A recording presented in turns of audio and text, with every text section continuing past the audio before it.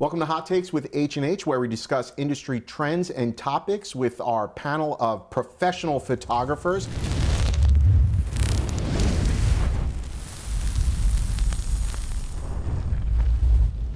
On today's panel, we have Beth Jones from Oneida, New York. Beth is a school and sports photographer. We have Sergio Lomeli. Lomeli? Yes, sir. Lomeli? Yeah. I got corrected multiple times today. I had to say it correct. From El Paso, Texas, also a school and sports photographer. We have Shawn Cantrell, school and sports program lead with H&H Color Lab. We have David Drum, El Presidente of business development with H&H Color Lab. We'll be giving David a different title every episode, so we don't know what we're coming up with. We don't do much with titles. We may go to ChatGPT, see what they come up with next. Okay, so in today's episode, we are going to be talking about building people, the secret to growing your photography business without burnout. We've all been there, right? So as you're trying to grow your photography business, right? We didn't get into photography, almost all of us, to become managers, HR reps, therapists in some cases. But if you're running a volume business, your growth is directly tied to how well you build your team. We all understand that. But the problem is, most of us try to do it all ourselves. Photographers are notorious for thinking they can do anything. And I don't want to get too far off the introduction, but I think we all agree that every single photographer that I've ever met in my life thinks they can do the photography, the editing, the sales, the marketing, the accounting. It goes on, and nothing could be further from the truth. You have to build your team of people around you. So what does it actually take to build a team that allows you to grow without working yourself into the ground? So we're going to start with Beth. What's the number one mistake you've made when trying to grow your team, and what did you learn from it? I think one of the things that I did was I didn't listen to my gut. And what I mean by that is I hired somebody, created a new position, hired somebody. I was really excited for that person. I was excited for the new position. And I was this is going to be so fabulous. Well, it turned out that that person was not a good fit. And I felt that pretty early on in the process, but I didn't listen to myself, and I let it go on way too long. Yeah. And I mean, months. Yeah. You know, because I would put them through a performance improvement, you know, like try to like get them to be the person you want them to be. You've disillusioned yourself. You want them to be that I person wanted so them bad. so badly, and I was so excited for it. But what ended up happening was I demoralized You get hurt by the it, other you know? people, right? And like enough. the other employees were like, why in the world are we putting so much energy into this Right. person? So they were mad and angry, and so it kind of caused for a blip a negative work environment, just because I kept trying to make this person work, and I needed to cut ties It's like way being in a before I bad did. relationship. Right. You just, I can change this person. They will be better. Right, and that didn't work. So I'm not talking about me at all. No. But maybe Alyssa is. I don't know. So, all right. Anyway, but you're correct. I think that's a great perspective. That the most important part I got out of what you said was the negative impact it has on your good employees. Exactly. Yes. Yeah, and I'm lucky that they weathered the storm. Yeah. Right. Like Never so, to make that mistake again. Right. Sergio, how about yourself? What's the number one mistake you've made, and what did you learn from it? For us, it was, you know, people turn in their resumes, right? They tell us what they've done before, what photography they've done. They come to us, they have an amazing resume. We say to ourselves, man, you know, this guy, this girl knows what they're doing. And we go based off of that, you know, their resume. But when they get thrown into this type of photography, volume photography, school, sports, you know, they might have been a portrait photographer, they might have been a wedding photographer, or a weekend warrior, you know, photographer, we call it sometimes. You know, going by what they tell us, you know, has always backfired on us, you know, because once we throw them into the, you know, we like to say we throw them into the wolves. Let's throw them to the wolves, see how it happens. Put them in a school, put them in a situation where they're going to either, you know, pass or fail, and you know, when they're trying to do it one way, or you know, this is the way we've done it, it's a whole different beast. You know, volume photography, being at the schools, being there with the kids. You know, you're not dealing with that. You know, one shot you're gonna sell for $50 to $100. You're dealing with a shot. You got 3 seconds with this one student, and it is, you know, you gotta get the best out of them. Where they want to smile, whether the kid's having a bad day. You know, going based on what they tell us that they've done before, we've made the mistakes of like, okay, you know what, this photographer knows what they're doing. They can let's see if they can cut out, but when they get into it, it's hard to change them, you know. So they come up with this big resume, and that's one thing that we take their word for it. They've done the job, they've done this, but for us, it's always been, you know, it kind of backfires on us when they come with their perfect resume to us and stuff like that. IRL, Sergio. That's in real life for those for the boomers out there. That's in real life. It's kind of to piggyback on that. We have found a lot with hiring seasonal folks for our business that we would hire people, professional photographers, and to come on in. And part of the problem with that is they have their own habits and their own way of doing things, and we try so hard to get them to fit into our mold. And school photography is not glamorous. Everything is very set as far as the height of the tripod and the height of the lights. And we would walk into schools and these people have it, you know, set up completely wrong, and it didn't matter what we said because they were right. They had the education, they had years of experience. We know what we we're were doing. Wrong. We want to get Right. that one shot, and I'm like, you know, we have a whole line of kids that are just waiting to be photographed, and they're there taking their time, and it's like we don't have that kind of time in school photography. We're there 3 seconds, and on to the next student. Yeah, so sometimes the pedigree isn't worth it. And not to say that they're not Right. bad photographers. They are good photographers, but for us, it doesn't fit with what we There's not a need lot of as- creative latitude Yeah, when you're exactly. on a It's picture an day. entirely different Right. business Yes. model, Right. right? So Shawn, how about yourself? What's the number one mistake you've seen, whether it's through our customers, to grow the team, and what do you think their number one lesson learned is? I think you have to take a step back for a second and think, why is it important to build people? Why is it important to build your team? It's because you want to increase your capacity, you want to grow. There's things that you need to focus on in your business that you don't have time to because you're sweeping the floors, you're taking the pictures, you're doing the training. And if you want to grow your business into 2x, 3x, 5x, you've got to start giving up some things. So you have to bring people along with that. And where I'm getting with this is, so one of the things that we try to do with especially new customers when they're coming on to the lab is at the end of the season, just take a moment and say, okay, can we have half an hour to an hour to just debrief and say what went well, what didn't go well, what do you want to work on next year? And so as a lab, here's some ideas that we've seen work well for other folks to help build them in those areas. And sometimes that means, hey, we've got a boot camp class coming up this summer. You should bring that person out so we can do some training on what we see as best process so that you can focus on more strategic level work in your business. Oh yeah, definitely. And to piggyback off of that, so whenever we have our employees that are, we're bringing on, and like you mentioned the boot camp, stuff like that. Yeah. We've had a couple of times that we've gone personal trips to H&H, and we bring our whole team. I mean, it's like 15, 20 of us. You've got a whole crew you bring. I mean, and they all dress so nice. It's part of the brand. It's part of the brand. They're branded. So yes. we bring the whole team around just so they can see that we're not. It's like you said, it's not a glamorous being out there at the schools for school photography, but when we bring them to places like H&H or to other trade shows, things like that, it's a bigger perspective for them to see, and then they get it. For them, they feel part of it, and build those people to show them that, hey, you're not just here to be a photographer. You're not just here to do this. There's more to this than what people think, actually. Yeah, we've talked about this before. It's my view of it is it's buy-in. If you can get your employees to buy into the mission and vision of your company, however small or big it is, that goes a lot further than throwing them a pizza party or or a dollar raise, right? It's just those aren't the things that motivate them. Dave, El Presidente. Yeah, I think that one of the bigger mistakes that I've made, that we've made, that I've seen many people make is not being intentional with knowing that our role changes when we start building people.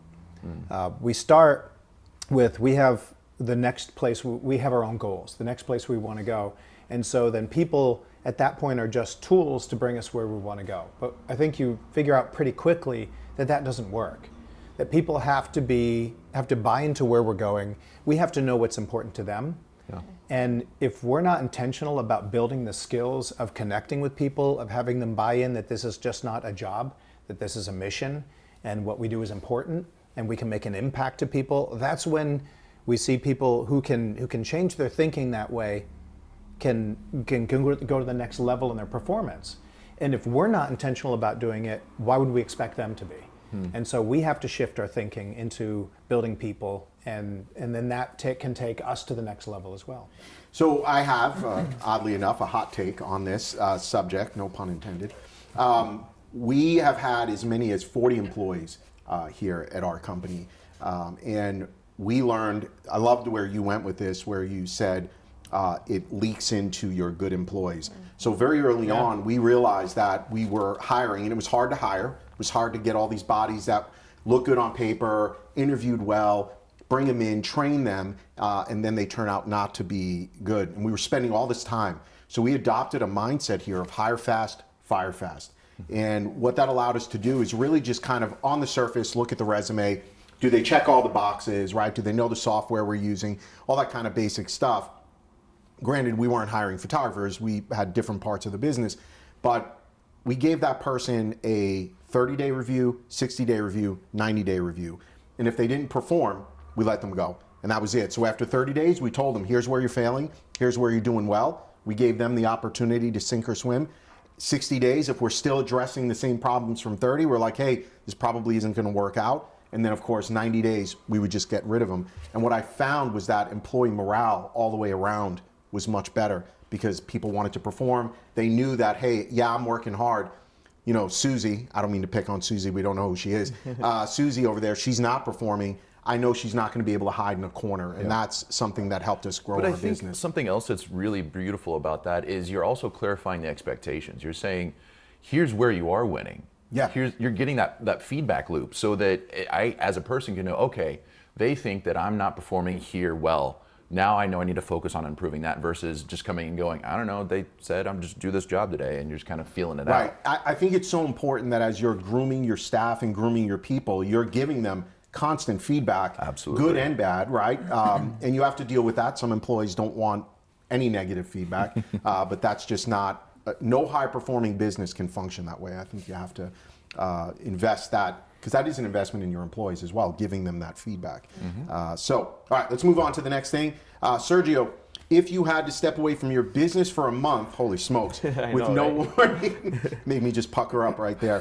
What would fall apart first? And how would your team handle it? This is like an episode of Undercover Boss. Right? Yeah. I mean, just go in there, see what they're doing, doing wrong or doing right. But would you wear a wig, or how would that work? I wouldn't know. I had to Corey has a wig somewhere on set you can put on. I guess for us, or for me looking at it, would be the relationships that you've built throughout the years, whether it be with the schools, secretaries, principals, teachers, you know, or your team. You know, if I'm not there, I kind of like to say I'm the glue to everything. You know, I'm checking in on this person, or I'm checking in over here on this this school or this secretary, or I hear, hey, you know what, she moved to a different school. Okay, you know, oh shit, where's she going? Let me call her. You know, they have my phone number, they have my cell number. You know, for me, I just think the relationships would probably go down, just because I have that energy of, hey, you know, how you doing? Oh man, hey mister, did you cut your hair this week? Or, you know, you look different. It's you can't teach them something like that. No, because it's not just a job to you. Yeah, it's your passion, it's your life. Yeah, definitely. So I think for if I were to step away, relationships would probably, you know. And there may be a certain point in your growth where you say it is important to train someone else, where you see someone who has the chops to do that, to intentionally train them to do that. Yeah, but right now, you're the brand when it comes to those relationships. And so that's the key piece that, frankly, a lot of other people in your organization could take for granted, because those things just happen where they're focused on the tasks they need to do. Yeah, and exactly. you're running between all these different pieces. I so relate to that. And there's times where, like, if I'm going to a school, or if I'm calling a secretary, or, you know, I bring them along with me. And they're with me by my side. We go into the as soon as we open the door, hi, Miss So-and-so, how are you? You know, I start talking to them, and I want them to see how I interact with them. Yeah, it's important so they can see, you know what, holy shit, well, that's the way you're supposed to do it. I mean, it's not supposed to come as you know, hi, how are you? You know, I'm the you know, it has to come organically. A checklist in a training booklet. No, you know, it has to come organically, and for me, I just think that you know, the relationships that we've built throughout the years, is what kept us in business, because that one secretary, whether she moves or that principal goes to a different school or that president of the little league is somewhere else, they're gonna call us back. They're gonna say, hey, you know what? Let's call hot shots. I work with them over here. Now we want to bring them to our side of the school and stuff like that. So that's awesome. Shawn, if you were to leave your job for a month, what would the impact on the H&H stock price be? Oh, wow. I mean, Do we have stock? Yeah, I say for the sake of this episode, we do. employee-owned stock? How's this work now? You are a shareholder. This is your chance to negotiate salary. Hey now. How does this work? Because El Presidente is right here. I would say right now would be a really, really bad time for that to happen. We are investing so much in expanding our capacity, not just in lab productions, but in software development. And one of the areas that I've been focusing on is the next level of our e-commerce platform. And so if I were to step away, I think that would be the first focus that I think David would jump on that grenade, honestly. You're right. Exactly. And the fallout that would come from that is there's other things that you've had the opportunity to focus on because I've been focused on this. So that you've you would have allowed to show. David to grow the business because of the work you're doing. Right. That's worth at least, what, 15%? I think so. 16. 16. That's all right. You drive a hard bargain. That's And right. a company car. Wow, The McLaren, right? Dave's McLaren. I need to get one of those. Yeah, I know, man. you should. The next episode, you're going to have to hold up a sign that says, I do not. McLaren. It's exactly right. Poor David. And that is a great example of building people and the result that comes from it. But it does bring with it another blind spot. If that person needs to leave, it's something you have to backfill. So that's part of building the bench. Exactly. and you got to find the right person to do it too, as well. You just can't, just because you're my, a relative or you're my, brother or something. If you don't have it, you don't have the relationships or the, the skills that you're building yourself for the company to be successful. For that role. Yes, exactly. Yeah. So Dave, that brings us to you. What would you do if you stepped away for a month? First of all, what would happen, and who's gonna backfill your work? Let's say talk about the stock price. Yeah. Honestly, I think his hair would grow back. Right? That's why it's gone. No, I really, I would, when I saw your question on this, I asked myself the question, would I have the opportunity to pass down with the team what was important before I left? So if it was a planned leaving, the first thing I would do is sit down and say, okay, let's get together as a team. What is the most important thing we need to do for these next 30 days? And get really clear about what those goals are and what the outcomes look like. Get really precise on that. Because I do feel like, because we've been working hard at building our benches, building our people, that we have some really capable people. And so I'd like to think that with the right clear goals that we all agree on and there's buy-in for, and then taking a minute to identify, okay, what are the blind spots? What are the roles while I'm gone? If I'm the glue and running ahead and smashing down barriers and making sure priorities are clear and everything else, who's doing that? Yeah. And I think that's the piece that would probably suffer right now. But I think without that kind of plan, it would take leaders to rise. And I do actually believe that if you have the right people on the bus, then when something unexpected happens and there's a vacuum of leadership, then other people can stand and rise. And then the question is, will other people follow? I have to say, being around H&H for years now, I'm not sure how many years I've been there at the lab and working with you and the family, I'm constantly jealous of the depth that you guys have and the amount of people who are always willing to help. It's a huge whether blessing. it's their job or not. Yep. I definitely think that stands out, your company among many others. Etc. You can feel it. Yeah. You just feel it when you walk in there. Yeah, it doesn't feel fake or forced not at or all. staged. It's part of the culture. Right. Like Yeah. that says You can in the tell. core values is building people. Yeah. Like that is, if you're not there for that, you're gonna find out pretty quick that, hey, this may not be a right fit for me. Right. All right, I don't even want to think about if I took a month off, but I do believe that I've got two strong people, my wife Alyssa and Alicia, who is our lead designer, that I believe I could take leave for a month, which is now maybe I should. Panicking a little bit. I am, because it's this control that I want to have with everything, but maybe I should just do the job test and disappear for a month and see where the company is. My first guess is Alyssa would change the name of the company from Salvatore Sincata to Alyssa Sincata, but there's no proof of that. Yeah, exactly. All right, let's move on to the next question. Shawn, what's one skill you wish every employee or contractor had from day one? I would say, you have to start with great communication skills. If we're not having good, clear, transparent communication, not just telling you what I think you want to hear, but telling you what I believe is true, then we can't help each other. Yeah, good and bad. Yeah, so if you don't start there, you have to go with that. But then it just comes down with just flexibility and willingness to say, you know what, I don't know how we're going to figure out the problem, but I'm committed to helping the team figure this problem out together. David, one skill. Oh man, I think I have to go. I have to go with soul stuff. Soul stuff? Soul stuff. Oh, okay. The stuff that is, if you have the right integrity, you have the right values, you care for people and you want to make a difference, then you certainly have to have competence, right? But competence can grow. Competence is a skill that can grow. If you don't start with the right motivations, it's really tough to get the other stuff. It's true. For me, I wish, when I think about this question, it's shared vision. Because whether it's an employee or a contractor, I find that when you're working with another organization, if we're not on the same page on where we're going, then it's friction the whole way, right? I can always look past the, you and I have had this conversation many times, the roughness around the edges, the communication styles, right? It's about integrity and all that other stuff. So really, I don't really care how you deliver the message. I don't really care what you wear to work on any given day, right? All this frilly stuff.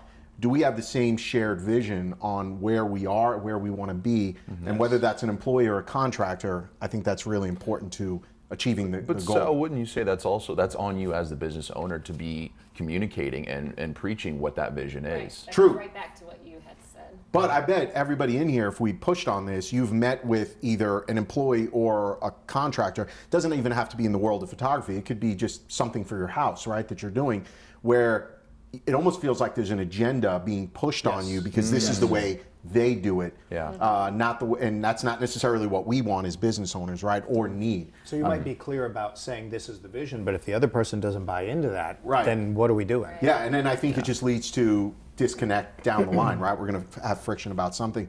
Beth, what about yourself? What's one skill you wish every employee or contractor had? So it's really important to me. I would say positivity. Ooh, I like that. Hands down. Yeah.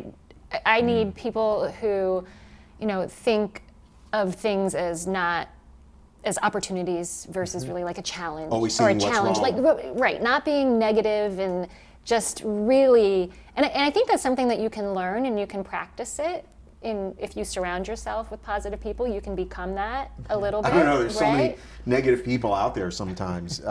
It just seems like that's a drain, that energy. Oh, totally. I once had a manager, this is in a previous life, say to me, "Stop being so happy all the time." Really? Yes. She was serious. Really? Dead She must have not been happy. serious about it. And I was like, It should "Oh." be fun to be around. Yeah, I'm like, "Oh, sorry about gonna be your a luck, tough but day for this is you." me. I'm Right. going to be happy." And so I made sure that every time I saw her, I'm like, "Hey, I love it. how are you today? You look fabulous." It's like, I hate that Beth. She's too happy all the time. Like, stop Killing it. smiling, Beth. happy Stop savage. smiling. Yeah, happy. I know, because she is savage. We've already established that. Yeah, but I'm gonna have a smile on my face Yes, while I'm doing exactly. That is fair. Killing them with kindness. Yep. All right, Sergio, what about yourself? One skill you wish every employee or contractor had from day one? I think for me, it'd be adaptability. Being able to adapt to any situation that gets thrown at you. It's true. I like that. Photography and even in life. I mean, it goes hand in hand. With what we do, whether we show up to a school, we're ready to take pictures, and we know that they're going to put us in this one area. We've been there before, but that morning they might be having something other event going on there. They got to put you over here in the corner. Right. It's like, okay, sometimes I get calls from my employees like, hey, we're not going to be at this, at the same location, but they're moving us over here. My light doesn't go all the way up. And I'm thinking to myself, well, figure it out. Solve the problem. I'm not there. You can't show, hesitant. You can't be hesitant with, if they put you somewhere, you're okay, yeah, definitely, don't worry, man, we got it, we'll do it. It's that the ability to react to whatever situation they put you in. Yeah. And you're gonna get shitty situations, you're gonna get good situations, but just being able to adapt and not showing that it's, gonna freak out the person or the employee, because then that looks bad on That's right. on the company. Right. You know what I mean? If they put you somewhere over here, or they're throwing this at you, for my employee to be, oh man, they get upset, or for us it's like, hey man, it's what they want to do. It's not what you want to do. I mean, if you get thrown in that situation, go with it. It's such Figure a it out. cliche term, right? But it's pivot. Yes, exactly, yeah. It's a cliche term, but it's so appropriate because, hey man, something's going to happen. You just got to roll with it and solve the problem. And those are the most valuable employees, I think, Right. are the ones who, hey, there's something going on. They can think quick. Right. They can solve the Yeah, problem. definitely. Yeah, Yeah. for sure. It's amazing how many people cannot do that. That is true. That is I'm always surprised by it. That's Yeah, true. we'll get a call and I'm like, what do you mean? You can't just figure it out? Like, how do I set up the group picture? And I'm like, well, I don't know. I'm not there. I'm not, figure out. Figure it out. So Figure Some of it my out. staff love doing things, and I think it's very passive aggressive, but it does always make me smile. I think there's an app or something online where they could say, let me Google that for you. Yes. They'll Google the solution. Do you know what this is? Yeah. It's a thing. And if somebody's asking stupid questions on repeat because they won't solve the problem, let me Google that for you, and they'll send that screenshot of that to them. It always makes me chuckle a little bit inside. But I think there's some wisdom in there too that we're calling out, and that is, as we build a team, there's probably a person on each of our teams that's the problem solver. And so if we send out a crew or have a team that doesn't have a problem solver on it, they need some extra monitoring. And we need to follow up with them. But that more. problem solver is usually the person who rises to the top in your organization, right? sure. Because they're priceless. You never let them go. Yeah. All right, let's get on to the next question here. David, how do you build your team so they actually take ownership? This is what we're talking about, instead of just clocking in. I think there's a couple pieces that really stand out to me. First, if I know my people, then I know what is truly important to them, what makes them tick. And while I like to think that we have our published values and our goals and that everybody buys into those, the reality is everybody has a part of that they're buying into. And so if I know what that is and I can put them in a position that that's the thing that runs them, that they're in an environment where they're getting that reward and that feedback, whether it's maybe they want to be seen as competent, that competence is really important to them. And so being in a position that they can succeed at being competent, having resources around them they can ask quickly so they can always be seen as competent, or if it's someone that really buys into the vision of helping change other people's lives. And that says, this part, I can just go on autopilot all day long. So put them in a position, put Shawn in a position of having an impact of changing people's lives. He's going to run. And so I think if we're realistic about what part of our values and what part of our goals that person really clicks with, they're going to be able to attack things on their own much more. Well, you got to give them autonomy, right? Let them fail. I find that as, if I want an employee to take ownership, I have to let them fail. Definitely. And Absolutely. I'd rather them fail fast than take months to fail, or worse yet, we're in a mission critical situation and now I finally am relying on them, but they fail, right? I'll let them fail right from the get on just small tasks and see that they can problem solve. And bounce back. And bounce back, right. I think it's very important because, go ahead, Beth. I Yeah. was going to say, my very answer to that question, which you just said, and I use this phrase, a friend taught me this phrase several years ago, is fail forward. Yes. Yeah. So And important. I wholeheartedly believe in that. It's okay if you fail, but as long as it's going in the right direction and you recognize it and you can change it, and we'll help you. I'm here to help you. So But that's so true of all business owners, don't you think? Like, Sergio, how many years you been in business? It's family-owned business. We've been in about over 25 years. But as far as schools, about 13 years. No, just in general business. Yeah. So 25 years. Yeah. It's incredible. Beth? a very long time. Just long time. Beth is just going with. A lady never tells her age, okay? Yeah, okay, sorry. I didn't mean that was very I offensive. went into business like right out of school. I'm not a photographer, so I Yeah. was not a photographer who decided to grow. No, a I don't care about business. photography. Like, Yeah. just as a business owner, right? Oh, so I've been in business for a very, very long time. I've been the owner of a company for 8 years. Okay. H&H, it's over 50 years, 55 years. right? Myself, my business, 18 years. And where I'm going with all this is, not one of us can sit here and say we haven't failed. Oh yeah. right? And that's where I'm going with all this, right? Definitely. So Pretty sure I failed this morning. yeah, probably all of us, right? So my point there is, it's too easy for anyone on the outside looking in, people watching this, from home, to look at successful businesses and kind of glamorize it, and they come up with all sorts of things. Well, you're lucky, or you had this opportunity. Like, well, no. We have failed more times than I care to remember, and because we have failed forward, that's where I'm driving this. We have learned from those failures versus allowing those failures to paralyze us. And I think that's what leads to success, whether you're an employee or a business owner. Yeah, failure leads to innovation. Is another way to say that. Right. Yeah, you gotta lean into One it. of the things for us, like if let's say we fail or we don't get a picture package right, or they didn't receive it or something, and it's like what I tell the schools. You know what? We're human. We make mistakes. You know what I mean?